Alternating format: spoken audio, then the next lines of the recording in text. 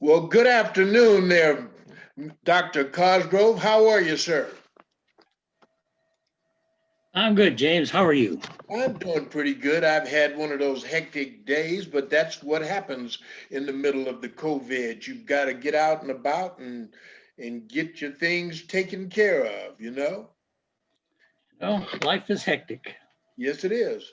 but Well, we well, probably wouldn't want it any other way. well, you know what? It seems like hectic gets your energy up, it gets your adrenaline running, it makes your mind start to pump in that I don't know, exxon I was going to call it, you know. So that Yeah, you, hopefully your mind isn't full of petroleum products, but hey. well, you never know, you know. You never know. But today I want to talk a little bit. As you know, the Utah Leadership Project, Dr. Susan Matson is uh, now become a good friend and a comrade, and they are doing a new study on the impact of COVID-19 on Utah women and work. And it's interesting that all of these different groups are now uh, targeting their group to make sure people understand them. And that, I think that's a good thing, you know, because we don't individualize it. We collectively put all the eggs in one basket, but each of us react to these different conflicts, if you will, in our lives uniquely different. And I would expect women who are in a leadership role really look at this on a two-pronged way, and you might correct that. Uh, One, they are women, and not that that separates them from the crowd. And two, they have to come to the table as leaders so that they can influence the people that are interacting with them in a very positive way, in a very strategic way, so that they can continue to get things done and so they can continue to manage the things that they're managing. Would you think that that is correct? Well, the COVID and our new way of life is an added stress, Right. and stress exaggerates all um, underlying divisions and problems in our society, makes them worse.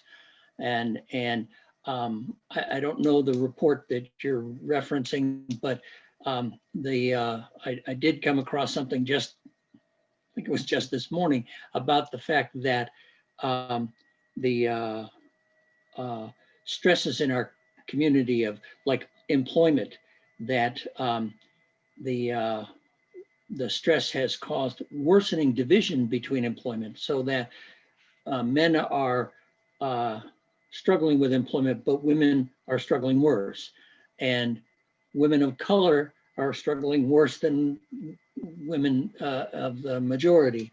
And so it's exaggerating our underlying um, inequities, um, racial inequities, and certainly economic inequities. And uh, when we're not, as a group, as a total population, as we're not stressed, we tend to ignore um, the unfairnesses in life. We tend to ignore the inequities because we think, well, it's always like this. But it's in times of stress that um, that it's sort of put right in our face that no, we can't ignore these things. We have to fix them. We have to, because the COVID stress has made all of those things more painful, worse. You know, well, you know, and I'm sensing that it's not necessarily, they're not necessarily differentiating between this level or that level or this ethnic group or whatever, that they're really just trying to get people to pay attention to the fact that women are being impacted by this, because we don't identify that when we talk about COVID. We talk more about the cultures than we talk about the individual ethnicities and or the genders. And this is probably one of the strongest ways that we can get information, and I know this information is going to be on LinkedIn and Facebook, as well, because they want to make sure the information is shared. And I'm going to put a link up on within this podcast so that a lot of people can go look at it and participate and or garner the knowledge and information, because I think it's important. But what I like about this is that they are taking their group made up of these phenomenal individual women and saying, we're looking at you. We're looking at you so we can help you understand what it is you might be dealing with. And we're going to identify that and strategize with you on how to deal with it. But most importantly, we're being strong with you and for you. And I think that that's pretty awesome. And partly we just need awareness. We need everybody to be thinking about it. And Absolutely. it's I think it was a couple of weeks ago in the Salt Lake Tribune. It had the wage discrepancies between men and women, Right. and I was hurt by that, offended by that. So let me give you the numbers. I think the newspaper reported that states that had more religiosity had worse wage discrepancies between men and women. And here in Utah was the worst among the states. That a woman makes 60 on average across all of the employment in our state, makes 69 cents on the dollar that a man makes. So I'm going to turn those numbers around a little bit. For every dollar the average woman in Utah makes, a man makes $1.43. So same work, same employment, same skills, same everything, except because the man has a penis, he gets 43 cents extra. And I've had lots of jobs in my life. Manual jobs. I've worked in factories, and I, was in the military, and I've had a bunch of jobs. I've never had one that where the fact that I had a penis made a bit of difference. And the fact that our society just glibly says, because you happen to have a penis, you get 43% extra on your paycheck is criminal. It's criminal in many ways. And it abuses both the women involved and it abuses the men involved. It stops being about meritocracy. It stops being about the work I can perform. It's that, they give me this extra just because of the class that I'm in. And that should offend all of us.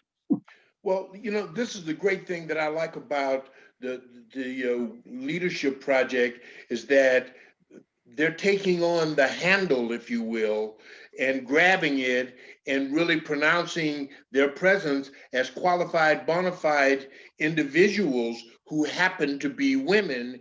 And you're going to reckon with that knowledge and that, because they're unifying the group, not only here in Utah, but across the country and around the globe.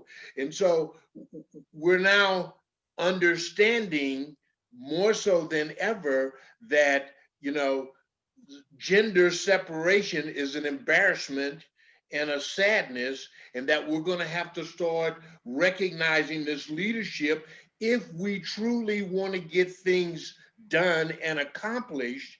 We're going to have to start recognizing our partners who happen to be a different gender than ourselves. And that's from the male perspective to recognizing. And it's funny that religion seems to have a big footprint in this repression for whatever reason, but that is going to change. And I think with all of what's happening in the country, particularly, we're now finding that we're going to have to enhance all of our humanity in order to make this a greater place.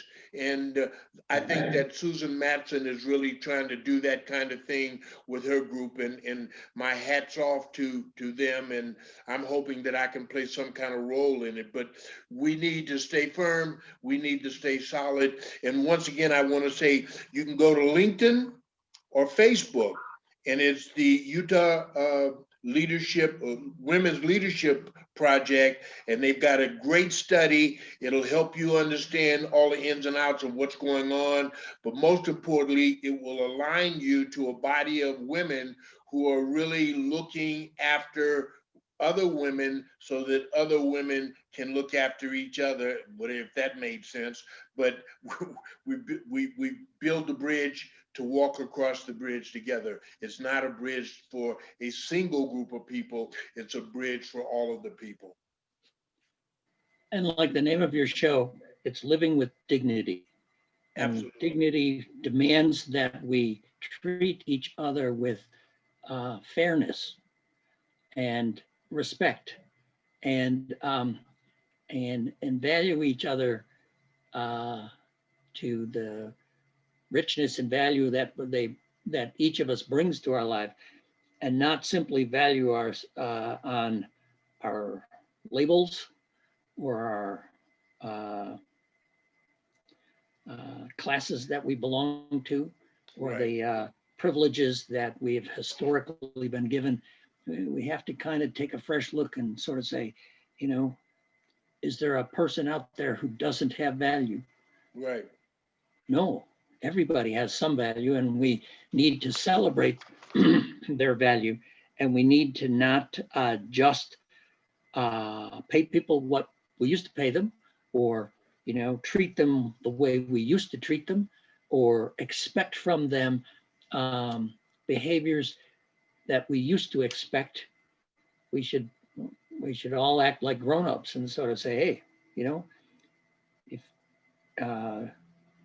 I expect you to show up with the best you can be today, and Absolutely. and I will try to show up with the best I can be today, and we'll both each forgive each other when we aren't our best. Absolutely. And I think this is a good thing that two men are pronouncing the fact that the new study on the impact of COVID-19 on Utah women and work, collecting data so that we can have a better understanding of how it's impacting and affecting women. And that is the Utah Women's Leadership Project, mandated by Dr. Susan Matson. And you can go to LinkedIn, you can go to Facebook, you can go to our YouTube channel and see this. And hopefully I've spoken to it. You, as always, collectively come together and make it look like I've got so much intelligence that after I get off of this podcast, I walk around with a sign on me. You know how you see the homeless guys on the street? On me saying, I'm so smart, I don't know what to do with myself, So I appreciate that very much. This is Dr. Bill Cosgrove. This is my friend, my buddy, and my co-pilot. You notice I've taken over, and we fly around to help you fly around because we love you. God bless you. Thank you. I'll get back at you again, Dr. Cosgrove, and thank you for the words of wisdom that comes with you all the time. Have a good day. Be safe. Thank you. This is James Brown, and we are living and aging with pride with the Women Leadership Project, Utah Women Leadership Project. That's what I'm talking about. Until next time, I'm James Brown, and you're not. Take care, buddy. Bye-bye. Bye-bye.